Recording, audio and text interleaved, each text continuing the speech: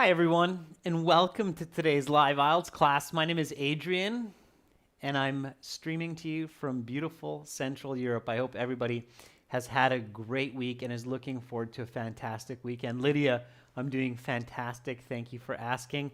Pachu, welcome aboard as well. Marjona, I am well. Thank you for asking. Welcome, students. This lesson, as usual, is presented to you by aehelp.com for academic IELTS success. Check us out there. For the general IELTS, visit us at gieltshelp.com. That's general IELTShelp.com, where we have lots and lots of practice exams, videos, interactive courses to help you. We have apps that link to the websites. This lesson, everyone, is focusing on the listening section. We're going to practice part 3 and 4 together to aim to perfect our listening skills. Patel, Chetna Ben, good luck on your exam tomorrow. I hope you do well. Patel, the trick is to stay calm. Slow and steady wins the race. Don't rush. Stick to strategy. Welcome, Carolina. Hi, honey. Welcome to our members as well. Everyone, our websites look like this. This is our academic website here with the blue background at aehelp.com for academic IELTS. You can click that big red button to join us there. And for the general version of the exam, it's the green background, and you can again click that big red button to join us there. Well worth it. We are a British Council IELTS registration test center in Saudi Arabia, and we have a certified British Council agents working for us as well, so you can ask us questions. All right. Asad Beck, we do not have a Telegram site. Okay. All right. So if you have questions, send me an email. Adrian at aehelp.com. I will gladly answer. If you're using mobile, you can get our app, Academic IELTS Help, link it to aehelp.com, or General IELTS Help, link it to gieltshelp.com. And tomorrow we'll have some speaking part 2 and part 3 at this time and earlier. And right now we'll get right into some listening. Again, this listening exam is our 6th exam. So for those of you who have our books, this is exam 6. And we're doing part 3. Now, up until 2000, they used to call them sections, section 1, 2, 3. But now they call them parts. So this is part 3. Next year, you'll see this changed in these older exams to part 3 as well. Here we are going to listen to an interview between an interviewer, a reporter, and an author talking about their book. Okay, remember yesterday we took a peek at this, all right? Pardeep, I'll talk about how to solve multiple choice questions in the listening in just a few moments after we do this part 3. I'll talk a little bit of strategy about that. So don't forget your question. Okay, everyone, so I'm just going to hop back to the website here for the audio. Log into my student account here. Once I'm in my student account, I'm going to go past the computer-based practice exams, the online course, the workbooks, the lesson videos, and then I'm going to hop into my IELTS audio CDs. And from my audio CDs, I'm going to go to CD 6, track number 3. Just before we begin our listening here, please do not write your answers in the chat. Okay, so do not write answers in the chat. If you give other students the wrong answer, they'll get confused. So just save your answers. We'll go through the answers together at the end, okay? Write them to a separate piece of paper. If it's quiet for you, let me know. If the audio is staticky or it's crackling, let me know, okay? All right, so here we go with listening part 3. Again, listen, answer, and we'll talk strategy and answers afterwards, okay? So here we go, everyone. Let's do this. Now turn to section 3. Take some time to look at questions 21 to 26.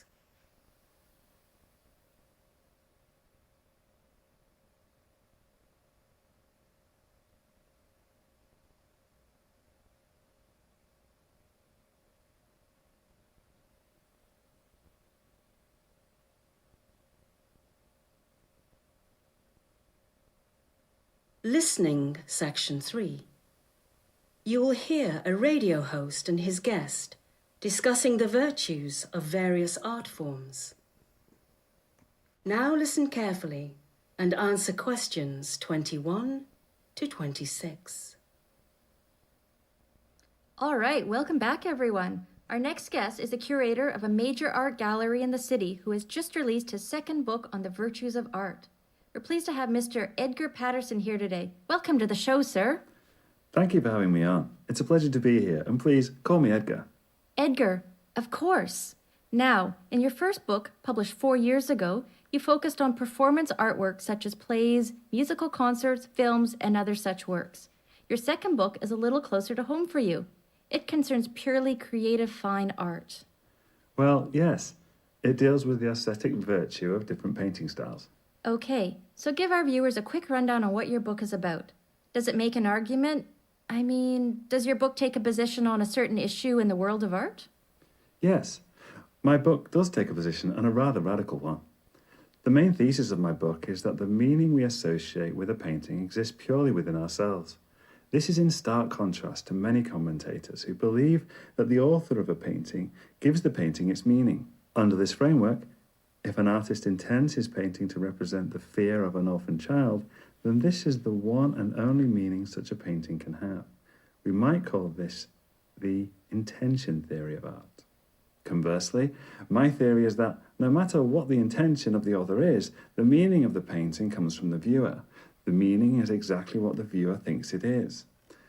This solves an important problem with the intention theory of art, namely that we do not have access to the mind of the artist, and therefore we do not have access to the painting's meaning at all. Very interesting, Edgar. But doesn't the intention theory work as a sort of grounding for artistic analysis? What I mean is, while we might not know the meaning the artist intended, isn't the point of art to try to discern this meaning?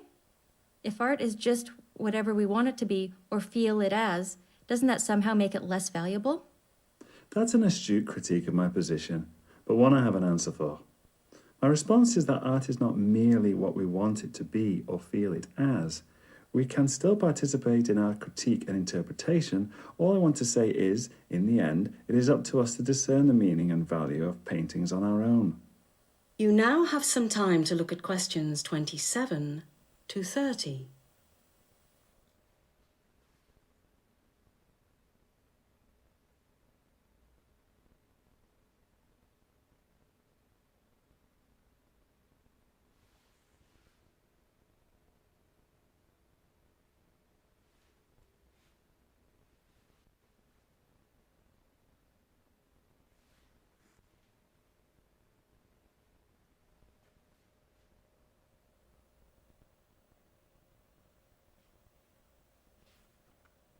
Now listen to the rest of the discussion and answer questions 27 to 30. Now, let's talk about one type of controversial art, abstract art. How does your, can I call it a subjective theory of meaning? Yes, that is fair. Okay, how does your subjective theory of meaning apply to something like modern or abstract art? Art which doesn't tell an obvious story or have a clear meaning. Many people think that such works of art have no meaning at all. It's certainly an interesting case, but one which my theory is well matched to deal with. You see, abstract art has its critics. Like you say, they think it has no meaning at all. However, other people think abstract works of art have all sorts of meanings. Now, under the intention theory, most of these commentators will be wrong, since the work of art either has a meaning or it doesn't, and if it does, then it only has a single meaning. So under the intention theory, only those critics who discern the specific meaning of the artist will be successful. My theory, however, results in each critic being correct in their own way. For example, if, after critically analysing a certain abstract work of art, I determine it is meaningless, then it is meaningless. Because the meaning of an artwork comes from within, I cannot be wrong, and neither can other people. The critic who sees a metaphor for suffering and the critic who views it as something entirely different are both right. We are all correct in our interpretation, as long as we've given the painting a fair critique. What do you mean by a fair critique? Well, I mean it is not enough to merely look at a painting and write it off immediately as meaningless. One must go through a certain process. That said, there are certainly other... That is the end of section 3. You will now have half a minute to check your answers.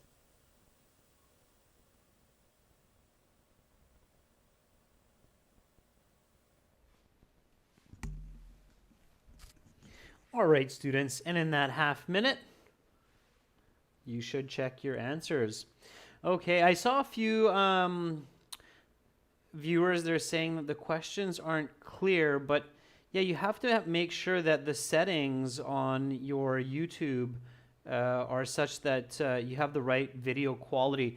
You need to keep in mind this is a live stream with ultra low latency, everyone. So I can see the questions clearly on my screen. I actually have a computer showing me what you should see, and it's clear on my screen, which means it can be clear on your screen as well if you have the right settings, okay? So for audio, video with your live streams, always check your settings, okay? All right. So live streams are different than if you're watching pre-recorded HDs or 1080s or 4K videos, all right? Be really careful. You can't live stream at a 4K, or you could. You'll need a lot of data for that. All right. So anyway, let's get back to point here. With the listening. All right, so section 3, so part 3 questions here. Choose the correct letters A, B, or C.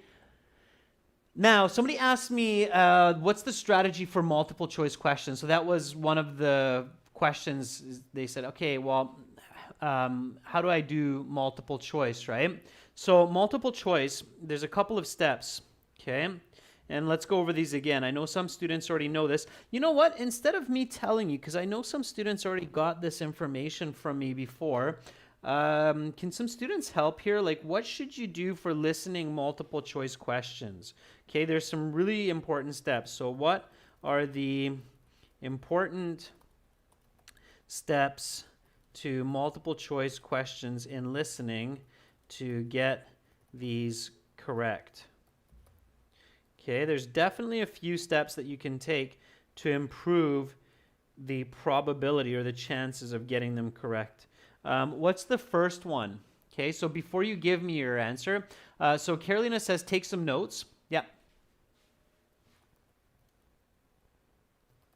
To be more specific, take notes on the answer or answers. Okay, we'll talk about that in a second, but that's not actually the first thing that you should do. What's the first thing that you should do? Okay. Phuktran says, try to understand the question. Okay, how can you do that, Phuktran? How can you understand the question? Okay. Moria says, try to come up with your own answer. That comes later. Okay. So, how can you understand the question better? Catherine, I don't know if underlining keywords is a good idea because that can help you with some, but not with others. Nick Hill, very good. Yeah. Carolina, very good. Paraphrase and make a statement. So,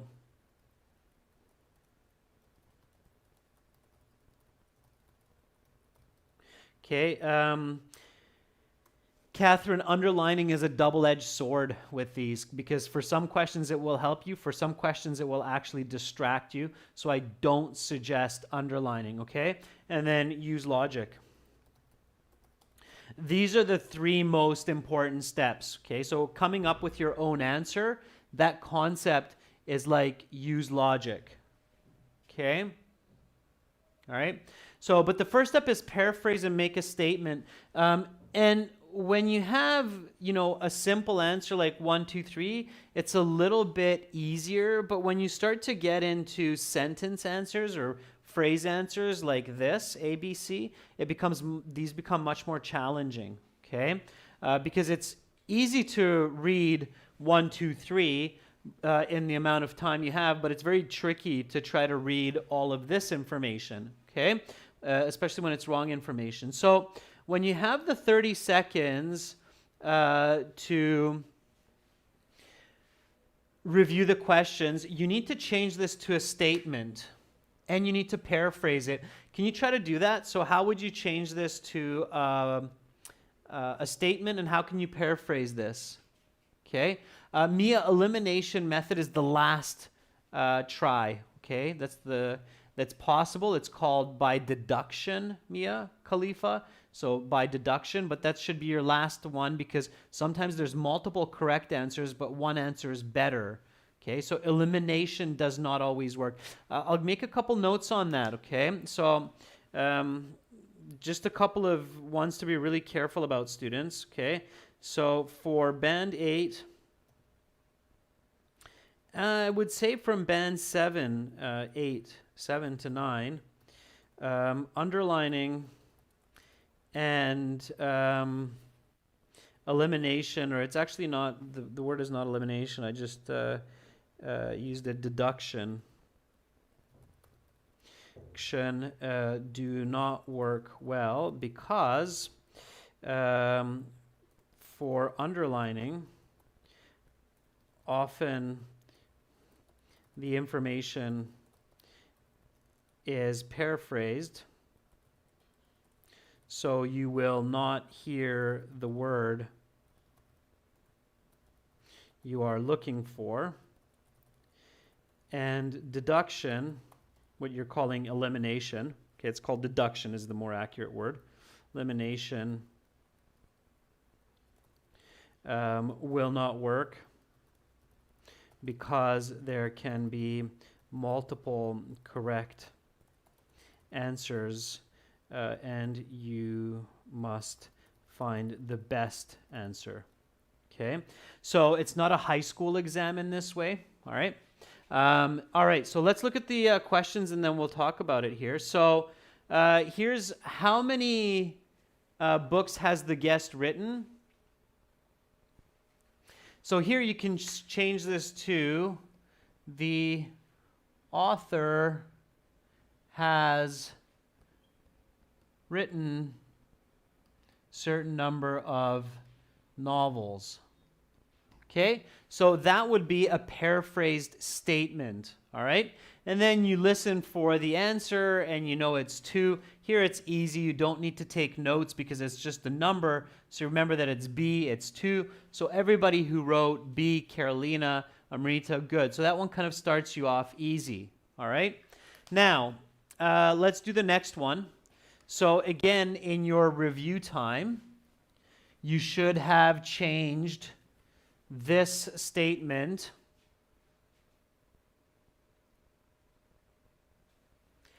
to paraphrase it. So what description does the guest give his book's thesis? The author describes the main idea of his book as, and then here. And if you did this kind of paraphrasing, then you should have actually caught that word. Okay? So for number 22, what was the correct answer? Marjona Karimova says it's B, which is radical. Yeah? Yeah, Fatime, the author talks about the main idea of his book as being very radical. And he does say radical, as a radical idea. And if you paraphrased thesis as idea or main idea, then you hear the word radical. The author actually says, the idea of my book is quite a radical one. Okay? All right. So let's keep going with this same kind of strategy for the multiple choice, and you'll see that it makes a lot of sense. So here, which statement best describes the intention theory of art? Again, change the question into a statement. So the intention theory is best explained as, and then the answer. And here you had to take notes. Now, here you can use logic. Remember what I said as your third step in multiple choice is use logic, okay? Intention theory of art.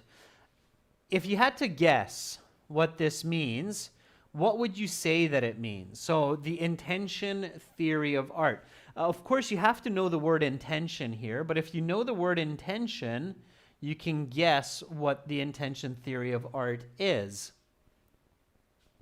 Okay? So, Fatima, yeah, the intention theory of art is best described as. And what is it best described as? So logically, okay, so think logic here. Logically, what is the intention theory of art? I don't think it's no meaning, Ois. I mean, it's the intention theory of art, right?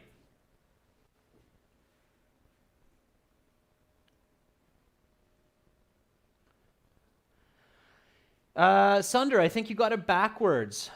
Okay, so Sunder says the intention theory of art has been described as the meaning comes from the viewer. No, I disagree. The intention theory of art means the intention comes from the artist.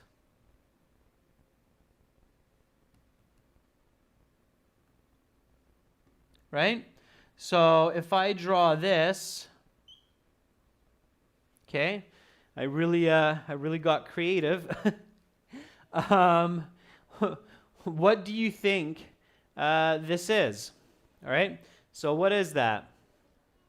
It's a stick man, because that's what I wanted it to be. Okay. So it's a stick man. All right. So it means that the author creates an artwork's meaning. So here the answer is A, right? The intention theory of art means the author intends the artwork's meaning. All right? Okay? So 23 is A. The author intends the meaning. All right. So we keep going. We look at the next one. Same thing. More challenging multiple choice. And we're continuing with logic. So what is the biggest problem with the intention theory? The difficulty with the major difficulty with the intention theory of art is, and again, it's logic. So use logic for this answer. And if you're taking notes, you can probably catch it as well, because they say this very clearly. They say this very, very clearly. Okay? Sudishksha, don't worry about how they make you feel. Focus on mastering these questions, okay? So Lichka Mutha says, we don't have access to the mind of the artist. Absolutely, right? We can't see into the mind of the artist unless you know the artist personally. But that can be very difficult, especially if the artist isn't alive anymore. Okay? So, no, there's no such thing, Shokrukbek, as because there are two B's, one A, the answer will be C. And in this case, it's actually A again. Okay? So we do not have access to the mind of the artist. There is no pattern like the pattern that a lot of people, students who don't know what's going on, will use in Canada or the U.S. It's called abacadabra, abacadabra. But no, there's no abacadabra here. Okay, so we don't have access to the mind of the artist. We can't see inside their head. So if I draw you something like this and ask you, what is that? That's going to be a really tricky one, right? Yeah, Fatima, logic can really help you, okay? So, you might say, well, I don't know what that is because I can't see into Adrian's head, but for me, that's 3 sun tanning beds beside a swimming pool on a nice, warm, sunny day, okay? Abacadabra, Muskan, would be with a C, not with a K. Abacadabra. No H, no K, just with a C. But don't use that, Muskan. It doesn't work, okay? All right? So we don't have access to the mind of the artist. Okay. So even when a listening sounds challenging, like this part 3, it isn't actually that bad if you're using good visualization, good logic, and good strategy. Okay? All right. So numbers 25 and 26, write no more than 2 words and or a number for each answer. According to the host, so this is not the artist, it's the host, one of the main goals in art critique, so criticizing art, is to understand the painting's something, and the intention theory seems best equipped for this. Yes, Jazz, that's what it is, but don't use it, okay? All right. Fun Unlimited, we just had our Task 2 writing class before this one. Okay, so we want to understand a painting's feelings. Paintings don't have feelings, Sunder. Artists have feelings. Paintings don't have feelings. They can elicit feelings from the viewer, but the painting itself is not a living being, so it's not a... Yeah, Oa says it's the painting's meaning, okay? So don't overcomplicate it. It's the painting's meaning, okay? So if I draw this, right? And you don't understand what it is, and then you say, oh, it's 3 sunbeds beside a swimming pool, then there you go. Now you understand the meaning of my art. So it's 3 sunbeds alongside of a swimming pool on a nice sunny day. Okay? Okay, so people want to understand what they don't know. They want to understand the meaning of the art. Okay? Again, it was there. All right, here we go. The guest responds that art is not something we want it to be, but that we must also participate in critique and interpretation. Interpretation means understanding. Okay? So, what is it? Nikhil says merely. Yeah, merely. Merely meaning just. Okay?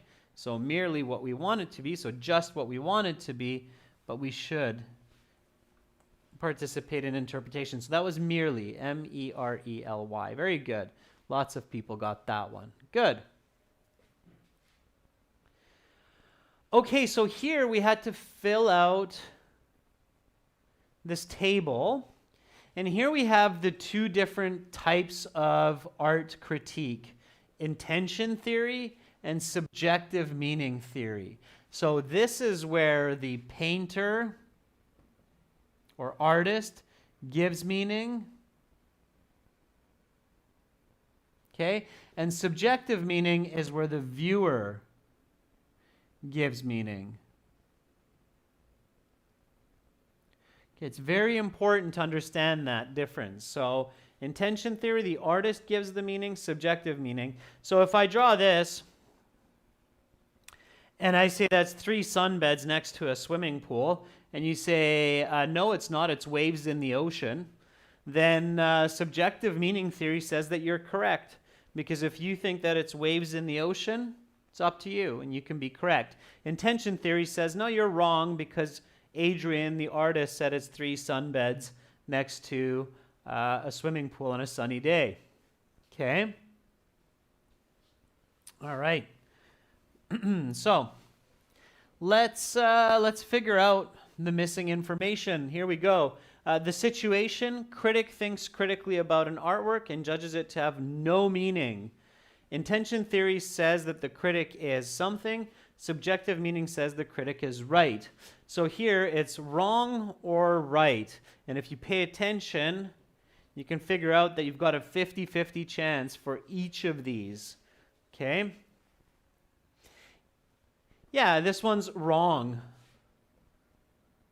Because the artist always has some kind of an idea. Okay? All right. The next one. Here we go. A critic does not think critically about an artwork and judges it to have no meaning. Critic is wrong. Okay? Subjective meaning theory says the critic is, for number 28, right or wrong? So, does not think critically. Fun Unlimited. We just did a task 2 writing class. Check the recorded videos. You missed it. Okay, that was last class. Okay? It's wrong. Yeah, absolutely. Why? Because the speaker says that the critic has to think critically. Okay? So number 28 is wrong. All right, critic understands the author's meaning. So the critic understands the author's meaning. Subjective meaning says the critic is right, and critic is... So if I draw this, and I think it's a stick man, and you think it's a stick man, is it right or wrong? Exactly. So Amar says, I didn't listen to the audio and still got it wrong, right. Yay. Yeah, Amar, if you're using good logic, you can figure this out. Okay? Yeah. So it's right. Absolutely. Okay? So you think it's a stick man, I think it's a stick man, and we're going to be right. Okay? So it's not that bad. It sounds really difficult when you do the listening the first time, but then it's not that bad. And I think, some students, when we do this listening, they think, wow, really, can IELTS have this kind of a listening? Yeah, it can. Okay, it can have this level of listening, and this is a typical level, and they have lots of different types of questions. Here's an interesting type of question. This is called an inference question. You get the answer by understanding all of the audio. Okay? So an art critic is viewing a painting for the first time and wants to critique it using the subjective meaning theory. Determine whether the critic has satisfied the constraints of the theory with regard to his critique of the painting. Write the correct letter A or B. A, the critic has satisfied the demands of the theory. B, the critic has not satisfied the demands of the theory. And then here's the situation for number 30. So it's either A or B. The critic looks at the painting for a moment and concludes from his initial impression that the painting lacks aesthetic value. So the critic looks at the painting for a moment and then concludes from his initial impression that the painting lacks value. A, the critic has satisfied the demands of the subjective theory, or B, the critic has not satisfied. What do you think it is? Jas, it's exam number 6. Okay? So the correct answer here is B. Why? Because for a moment concludes on his initial impression. Okay? So you have to understand either of these words, and then you understand that the critic has not satisfied. Why? Because for the subjective theory, okay, subjective intention or subjective meaning theory, it says that you have to carefully look at the painting, okay? And you have to really analyze the painting before you make a judgment. So you can't just look at the painting super fast and say, oh, that's got no meaning. Look at it carefully. If it really has no meaning, then say that after some critical analysis. So B is the correct answer here. Okay, so this is called an inference type question, and you can get one of these in part 3 or part 4. Okay. All right, so maybe a bit challenging. Hopefully the lecture one will be a bit smoother for part 4, and we're going to do part 4 right now. Remember from yesterday's class, part 4 is going to discuss roads. All right, roads. and then we'll add up our marks at the very, very end. Okay? All right, here we go. So let's do this. Again, I'm playing the audio through my mic. 12, So here we go. Let me 13, just, whoop. We never stop the audio. 14. There we go. Now turn to section 4. Okay, just a second. Okay, so here we go. Let's do part 4 together. Again, write your answers on a separate piece of paper. And if it's quiet for you, turn up the volume. And if you can't read it, then adjust the settings to 720p or adjust the settings on your YouTube, okay? So here we go, everyone, with part 4.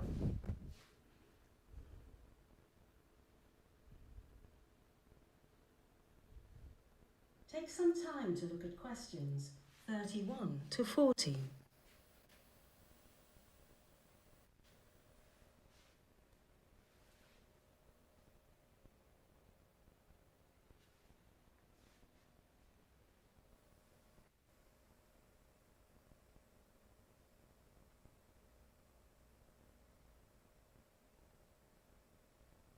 Listening section 4.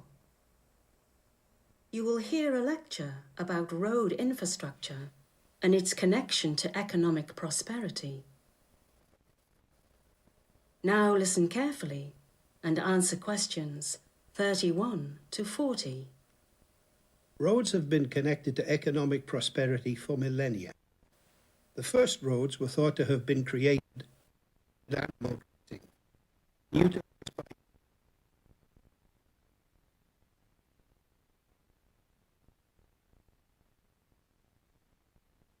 of thousands of prosperity as to survival itself.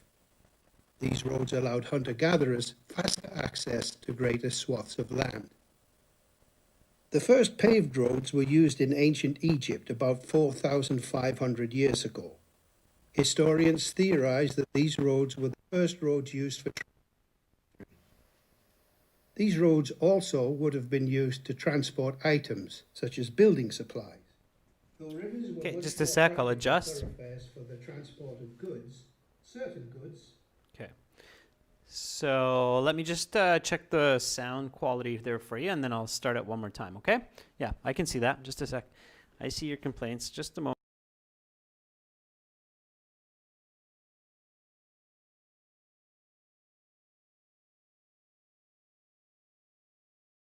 How the sound is.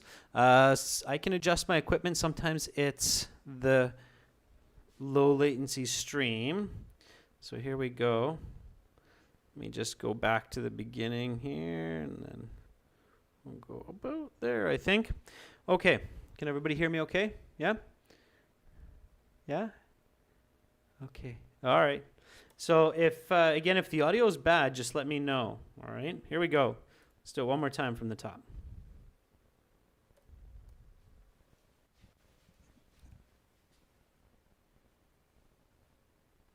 Listening section 4. You will hear a lecture about road infrastructure and its connection to economic prosperity. Now listen carefully and answer questions 31 to 40. Roads have been connected to economic prosperity for millennia. The first roads were thought to have been created by repeated animal grazing and then utilized by humans as ready-made routes for travel between adjacent lands. These roads, evidence for which exists going back 12,000 years, were likely not connected so much to economic prosperity as to survival itself. These roads allowed hunter-gatherers faster access to greater swaths of land. The first paved roads were used in ancient Egypt about 4,500 years ago. Historians theorize that these roads were the first roads used for trade in our history. These roads also would have been used to transport items, such as building supplies. Though rivers were much more practical thoroughfares for the transport of goods, certain goods from certain areas could not be transported by boat, and this necessitated the creation of roads for economic reasons. The Silk Road, though not precisely a road, is one of the most famous trade routes in history. Composed of many types of road, the the Silk Road stretched from China and Thailand in the east all the way through the Middle East and terminating in Western Europe. These different routes of the Silk Road brought myriad items from the east to the west, including, of course, silk. This brought economic prosperity to China and surrounding regions for many centuries. The Silk Road was so valuable for commerce that it persisted for over 1,500 years. The Roman Empire was the first major manufacturer of a system of roads. At its height, the Roman Empire contained 29 major roads, totaling over 75,000 kilometers. That's enough road to go around the world twice. Notably, this is almost the precise total length of the modern United States interstate highway system. These roads connected the vast lands of the empire and brought an intertwined economic prosperity to the diverse regions of the empire. Furthermore, the roads were used for military transportation, giving the Romans a massive strategic advantage over their less advanced adversaries. Through the Middle Ages, roads continued to be built and used for trade and commerce, though technological advances were virtually non-existent. Though tar-based roads were used briefly in the Arab Empire in the 8th century, this technology would not take off for another millennium. Today, our roads and highways connect our communities, countries, and economies. They are the modern trade routes by which we are all connected to each other. The modern world would not be possible without the vast expanse of road infrastructure. One interesting development in the history of road infrastructure was the advent of underground systems. The first such system, the London Underground, opened in 1863. Such subterranean routes greatly increase the volume of human life that a city can sustain, thus increasing that city's economic output. London would not be a fraction of the economic powerhouse it is today without its underground rail system. The same can be said for virtually every other major economic centre. Underground systems are the next generation of economic generators. While roads move goods which create economic prosperity, underground systems move human capital, which creates further economic prosperity. What is the next great advance in ground transportation? Some futurists have theorized about a system of tubes propelled by air pressure or other means, which would transport individuals vast distances in short times. Such a system could move humans at unprecedented speeds, perhaps with an economic footprint far less than that of subterranean networks. Such tubes could even be built underwater. Imagine such a system connecting New York to London or Tokyo to San Francisco. It would be incredible. Whatever lies ahead for humanity, roads have gotten us to where we are, and they are very likely to play a prominent role in getting us to where we will be next, in one form or another. That is the end of section 4. You will now have half a minute to check your answers.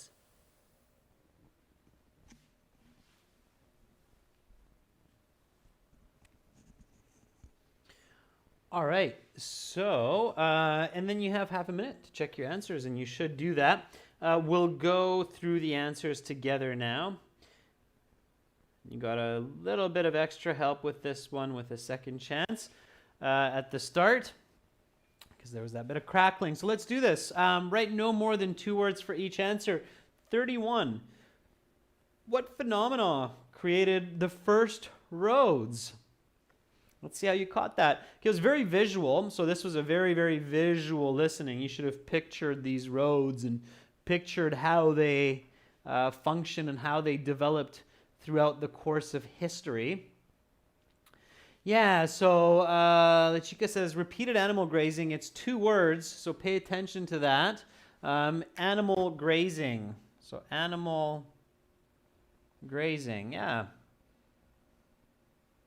That was the correct answer. Animals eating the vegetation and in the process creating roads. So animal grazing, if you ever go for a hike in the forest, you can see that, the path that the animals take, the animal grazing. Okay, good. Though roads were necessary for the transportation of many goods, what was a much more practical thoroughfare for the transport of goods in ancient times? Okay, so instead of using these created roads, what did they use thousands of years ago? 32. What is the right answer? And there was very clearly stated. Frank, very good. Rashika, very good. Rivers, right? With boats. So rivers were much more common. Not building supplies. Not sure where you're getting that from. Ancient times, thousands of years ago. Building supplies. I'm not sure where that comes from. Rivers. Okay, rivers. All right. Number 33. Which of these roads total approximately 75,000 kilometers? The United States interstate system, the ancient Egyptian road network, the ancient Roman road network, the Silk Road. A, 1 and 3, B, 1, 2, 3, 4, C, 1, 3, and 4. The correct answer, you only need to write A, B, or C. The correct answer was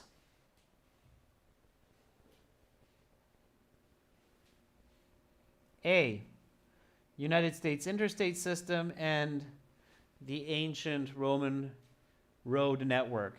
So A is the correct answer there. Okay?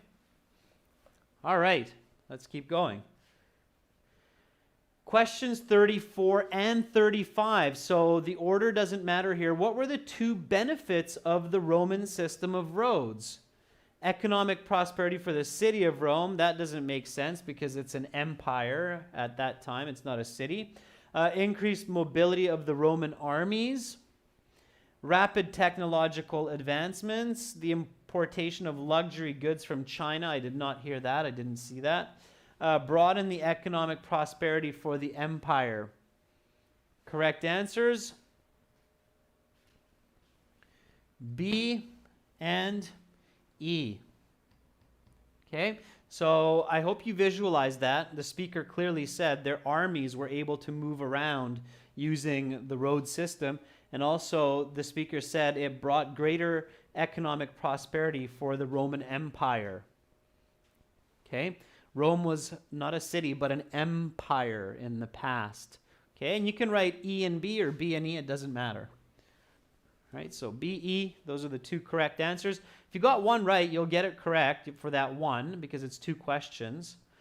All right, and here you had to figure out if it applies to ancient roads, to subway systems, to future transportations, or all of the above.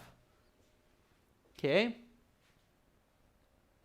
So, increases economic activity. Ancient roads, subway, future, all of the above for the first one. Nick Hill, very good for 36. Yeah, Nick Hill, excellence. D. Yeah, I mean, that's the topic of this lecture, right? So the speaker's talking about roads and economic prosperity. So 36 makes sense. Responsible for the growth of modern cities. And if you visited cities like Budapest, London, Tokyo, New York, you can definitely get this one. Okay, many, many cities have this.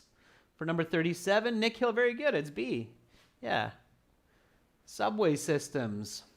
Okay, big cities have subways to help people get around. Okay, 38, used for military transportation. What do they use for military transportation? 38. Shokhrubek. Rusmatov, very nice. It is A, ancient roads, right? Your army is marching down the road to the next city, okay? Subways, no, it would be a bad idea to put soldiers on a subway. Okay, okay, and 39, moves human capital. Which one of these moves human capital? Future transportation, ancient roads, or subway systems? Which one of these moves human capital for the most part. Okay. Number 39.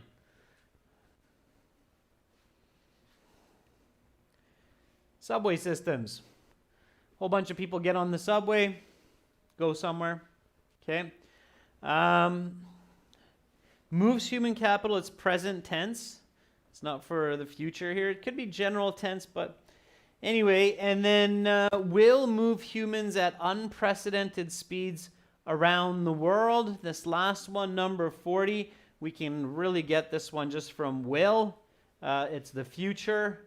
So future transportation. Okay. All right, so that was C. Okay, students, count up how you did. Anurag, good luck with your exam tomorrow. So count up how you did, everyone. How did you do? What did you get out of 40? Especially those students who were here in yesterday's class. What was your total from 40? Let's check out your band score. You can check out the band score on the website. I'll show you where. Okay. So let me just darken up the screen here a little bit. And then we'll check out your mark. Nick Hill got 34. I'll go back and take a look at those in a second in the chat. So at the very, very bottom of the website, you have this score calculator at the bottom here. Okay? Right there. Score calculator. You can use that for free, by the way. And then here you have your listening score out of 40. Okay, so listening score out of 40. Let's do this. Should be able to see that now. 34 is a band 7.5. Okay.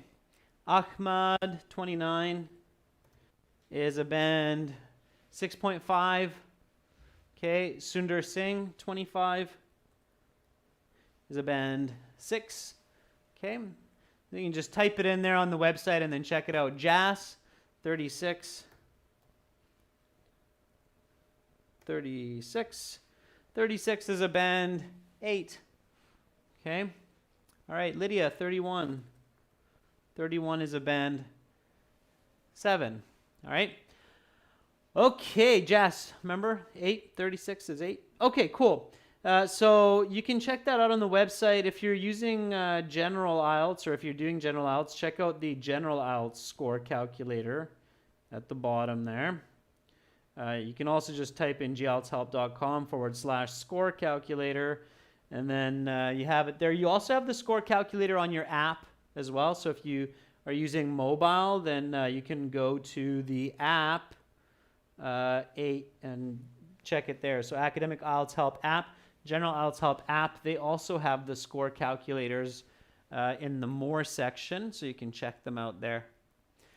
Okay, everyone, that is it for today's listening lesson. Tomorrow I will be back with Speaking Part 2 Cue Card Example and Strategy, as well as Part 3 Speaking Examples, Practice, and Strategy. I hope everybody picked up some good points in today's lesson on what to do in the listening, especially for those multiple choice questions. Got in some good practice listening to that British accent. Have a fantastic rest of your day. Get some sleep if it's late in your country. If it's early in your country, get some exercise. Stay healthy. Much love to all of you. I'm Adrian, signing out from Central Europe for now. Hopefully, I'll catch you tomorrow. Bye.